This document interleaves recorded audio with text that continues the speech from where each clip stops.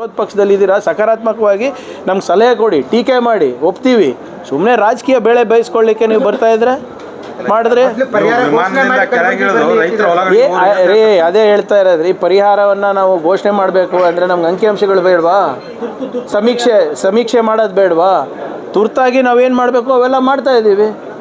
ಈಗ ಜನರಿಗೆ food kit ಕೊಟ್ಟಿದ್ದು ನಾವು, ಲೈಫ್ ವೆಸ್ಟ್ ಕೊಟ್ಟಿದ್ದು ನಾವು, ಅಲ್ಲಿ ಅವರ ಏನು ಬೆಳೆ ಹಾನಿ ಆಗ್ತಾ ಇರೋದು ಏನಂತ ನಾವಾಗಲೇ ಒಂದು ಇಂಟ್ರೀಮ್ ರಿಪೋರ್ಟ್ ಸಬ್ಮಿಟ್ ಮಾಡಿದ್ದೀವಿ. ಅಂಕಿಅಂಶ ಇರಲಾರ್ದೆ ಇವರು ಬಿಡುಗಡೆ ಮಾಡಿದ್ರ? ಮತ್ತು ಬಿ ಜೆ ಪಿ ಅವ್ರ ಸರ್ಕಾರದಲ್ಲಿ ಹೇಳ್ತಾ ಇದ್ರಲ್ಲಪ್ಪ ನೋಟ್ ಪ್ರಿಂಟಿಂಗ್ ಮಿಷಿನ್ ಇಲ್ಲ ಅಂತ. ಅವಾಗ ಯಾವ ಆಧಾರದ ಮೇಲೆ ಕೊಡ್ತಾಯಿದ್ರಿ ದುಡ್ಡು? ಏನು ಬಂದು ನಿಮ್ಮ ಕಾರ್ಯಕರ್ತರು ಹೇಳಿದ ತಕ್ಷಣ ಅಂಕಿಅಂಶಗಳು ಹೇಳಿದ ತಕ್ಷಣ ಬಿಡುಗಡೆ ಮಾಡ್ತಾಯಿದ್ರಾ?